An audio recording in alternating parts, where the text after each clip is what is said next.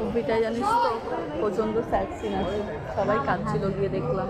আমি তো মুভি দেখে কোনোদিন মুভি দেখে কাঁদার কি আছে ভাই? ওটা সত্যিকারের যে মুভি দেখে কাঁদার কথা বল।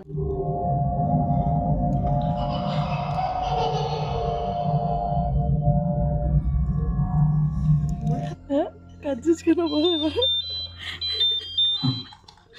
আবার যদি পাই কখন